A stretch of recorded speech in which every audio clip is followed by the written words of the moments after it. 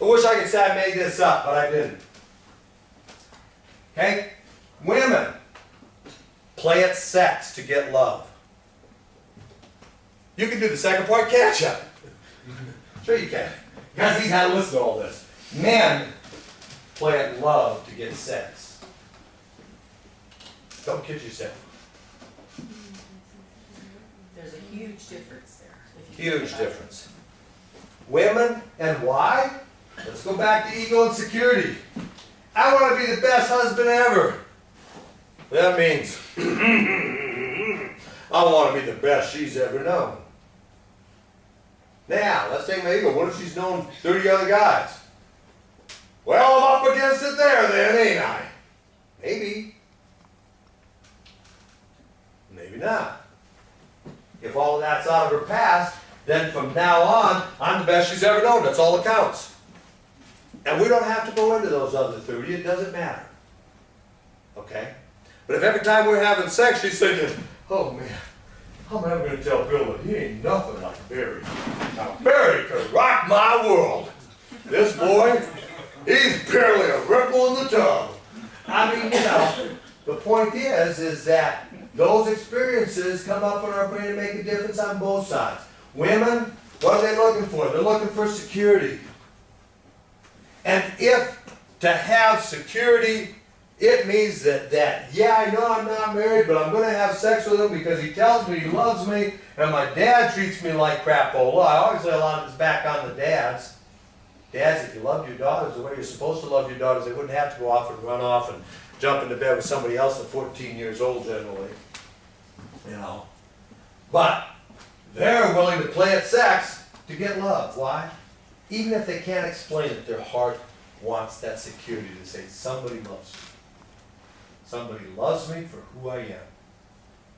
And now you'll understand when I'm not being cynical, when I look and say, earth rules are easy. If I was single, there's hardly a woman alive that if I put my mind to it and go, I will do whatever it takes, and she'll almost ask me to have sex with her. Why? Because I understand security and all that stuff so well that it wouldn't take me long to figure you out and I could play you like a fiddle. Same thing though, women. And this is what a lot of women do. Because men will play at love to get sex. I'm not saying I was a good guy, I wasn't. I was a bad guy. But if Rena said, I want to go on the mission field, sign me up! That might get me closer to it. I'll tell her anything she wants to hear. I'll play at love all day long if I have the remotest chance of jumping into bed with her. We've been married 35 years. I love my wife dearly. She loves me.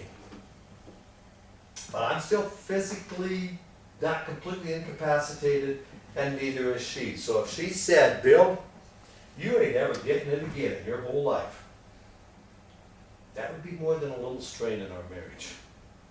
I'd be going, remember that sentence about we play at love to get sex? If you think I forgot it, you're out of your mind. Does that make me a bad guy? No. I'm a guy. Girls, it doesn't mean they don't love you. And as it goes on more and more and more, that's the whole part what makes marriage so much fun. That's why I say the longer it goes, the more fun it gets for us, because we understand that. It doesn't mean I don't love her. And I know that there are times when Rena plays at sex to get love, and it doesn't mean that I think less of her for that. I'm going to challenge you ladies that have been married to ask you something. And guys, do not expect that she should just all of a sudden adopt Rena's thing, because you ain't been married that long and you probably haven't put all this into practice yet. But I'll ask Matt a question here. Do you think it would be nice if you could believe it without any cynicism or sarcasm or whatever? If Victoria came up to you at night, you were going to go to bed, and Victoria said, Matt, would you, and this is the way Rena says it, would you like to have me help put you to sleep tonight or not? And know that if you said yes, she would be wholeheartedly involved. We're not talking about no dead fish that are going through the motions. Yeah, I'm pretty honest with everybody. I'm sorry, that's the way it is. Wholeheartedly involved. But if you said, no, I'm tired, she wouldn't be insulted and go, that's okay. Now, does that sound like a good deal? That's a good deal. Because that's when you know that she loves you so much, she will do whatever for you and be a willing participant of that. Oh yeah. So guess what happened? And that's a true thing in our life, by the way. That's really kind of cool. So what happens? Don't ask me how God worked this out, and I don't mean to embarrass you in front of your son. But that girl gets more lit up now than she used to a long time ago. And there are times when I go, okay, if you need me to do what I do so well, that do that I do so very, very well, I'm not going to tell that story now, but it really is a good one. But so anyway, that tells you about men who played sex to get love, and women who played love to get sex. And that's how we work together well. Doesn't make it bad, it's just the way we are. Let's look at this. This is the last part, because this goes back to Scripture, and I just love this. Cortisol is called the stress hormone. In other words, when your body is under stress, cortisol level goes up to help you deal with that stress. Okay? Now, what we know, because they've measured this, is that cortisol and testosterone are directly inversely proportional to each other. What this means is this: in a guy's body, if my cortisol level goes up, immediately my testosterone level goes down. Immediately. Because the body is gearing up to fight and everything. It don't need testosterone for that, it needs cortisol. And when my cortisol level goes down, immediately my testosterone level goes up. So you look at that and you say, well, what practical thing did God build that into people for? And how does that fit with Ephesians 5:22? Well, now, isn't this interesting? I'm going to explain it to you. If Rena, as we would say in America, gets in my face, starts chewing at me about something, nagging, going, why'd you do something like that, or whatever, just, when are you going to go out and fix that tire, or whatever, anything like that, what happens to this? Up it goes. When that goes up, what happens to this? Down it goes. Now we have a challenge. Ladies, I didn't make the rules, I'm telling you. I repeat this so often because you got to understand that. God made the rules. Because men play in love to get sex. If my testosterone level is way down in there, I mean, you can't even see it with an electron microscope, it's so low. What is in my body telling me to be nice to her? Nothing. There's nothing in my body that says, Bill, you need to have sex today. It's no different than if you're really, really, really, really sick, the last thing you want to worry about is having sex. When they gutted me from here to here for diverticulitis, and I'm laying there in the bed, and I think I'm going to die, and the nurse says when I finally woke up, we're going to sit on the edge of the bed, and honest to goodness, I looked at that nurse, knowing as a doc, and I said, are you out of your mind? Because I hurt so bad to even wiggle? And Rena was over there talking to me and being nice. Do you think I cared about sex then? No. Because my cortisol level was so high, there was no testosterone in me. I could have cared less. She could have been dancing naked on the little dinner tray table, and I went, what are you doing that for? So that when your stress level goes up, whether it's because of illness, whether it's because of, let's say, finances, you lose a job. Finances get really, really bad. Whether it's because of anything that puts a guy under stress, his testosterone level goes down. But the one that I want you guys to focus on here is when you get angry with your husband, if you get in his face and badmouth him and all those kinds of things, his testosterone goes down. And if my testosterone is way down there, there's nothing in my system that wants me to come up and go, babe, I'm sorry. Why would I say I'm sorry? Nothing about it. Makes me think I'm going to have sex anyway. What do I care? She wants to be that way, she can be that way because I ain't suffering. And what happens with so many couples is they start to get into that cycle, so they let it go 1 day, 2 days, 3 days, and they have all these days when they're just miserable. And see, something has to happen.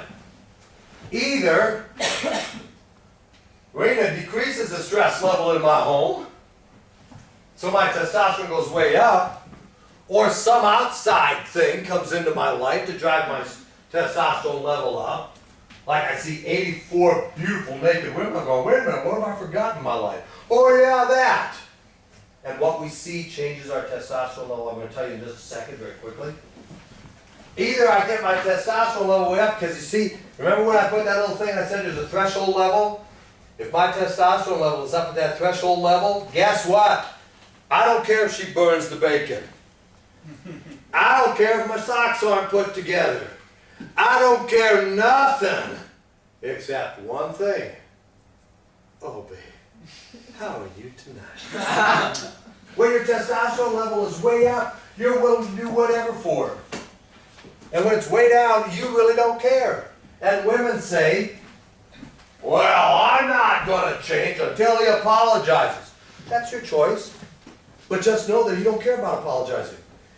He don't care about coming up and just holding you and saying, I know, you are so special in my life. All of those things that to you would make a big, big, huge difference, there's nothing in them that makes them want to do it. So you got to think about those things. So both of us have to do about that. And I would understand, if she makes me mad, I would understand that it goes down, but then I go, okay. And this is where I say love starts to play in, because now, even when my testosterone level is way down, I've learned some things, and now love does kick in. And love goes, yeah, I know, my testosterone level is way down, and I may not get anything out of it, but I'm going to go apologize anyway. That's tough in the first few years of a marriage. It really is. Because it's so unnatural. And if you can learn it early, it'll just make your life better early and better and better and better. It's what happens with those things. So if you want to get in their face, so to speak, and be stressful in your home, if you want to be the boss, if you want to all those things to your husband, just understand that he ain't going to care if you're walking, sleeping, dead or alive. He ain't going to care that you're there. Because you're killing his ego and he's got no testosterone. There ain't nothing left for a man. We have to guard ourselves. Partly, and I don't know that Matthew even knows the whole story. I'll give you a true story on this. Not the whole reason, but part of the reason that we moved to Tennessee. And this is one of those things that Rena did need to learn, so we talked about it. I had a nurse that I worked with. The sweetest Christian lady you'll ever know. And I never, ever did a single thing wrong with each other. Except one thing. We both knew that we really, really, really had become heart-wise attached to each other. Had a friend of mine in Tennessee one time say, Bill, it sounds like she was number 2 and moving up fast. That wasn't far from the truth. But that's how easy it is, because she was at work like Rena is at home. And I had gotten used to having someone who paid attention to me, someone who respected me, someone who asked my opinion. So I did what Joseph did. Not quite the same, but kind of. Get out of there. Ladies, understand. I don't care how neat you think your husband is. I don't think how cool you think he is, and how perfectly pure he is. If he gets over complacent that he can't be taken down, I'm guaranteeing you there's a lot of women out there who can take him down. And don't ever forget it. I was married to her for 30 years. No one could question how much I love Rena. I never take it for granted that I'll get 36 unless I keep working hard at building her security. Because I know how talented she is, and I know how easy it would be for her to go out and find somebody different. She could find somebody different in no time if I screwed up. So I'm not about to take that for granted and just say, oh yeah, she'll just keep loving me no matter what. Only a fool says that. Only a fool thinks that you finally got something down so much that Satan will never come after you.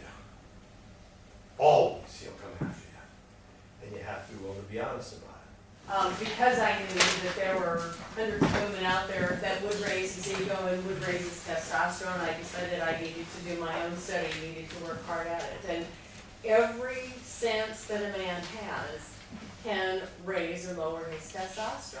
All the senses, you know, smell, touch, taste. We even got, you may laugh at this, but even I know Bill's favorite meals. And I know that if I make his favorite meal, his testosterone goes up. It's just, you know, and people go, well, I wouldn't go to that extent to make his favorite meal, you know. He can make his own meal. Fine. Have a great life. Because there are things that you can do that are within your power to do that. And it's certainly been a much better life to do that and to create the honesty between us to talk about these things, because there were many nurses, many times, there were nurses that would come up behind him, rub his shoulders, say, I want to have your baby, put their breasts in his back, and while he's sitting down, you know, all these things, you go, well, of course that raises the guy's testosterone. Do I want him to stay at work, or do I want him to come home to me? And some women go, well, if he just comes home horny every day, you know, what am I supposed to do with that? If he doesn't come home to you, what is he going to do? So you're going to have to deal with some of those situations, you know, when his testosterone is raised by somebody else, and know that you can raise it yourself if you want to. So that's my 2 cents on that topic. If you truly understood what we shared with you tonight, truly understood it, and put it into practice every day. If you're single, you can have a spouse anytime you want them, and a good one.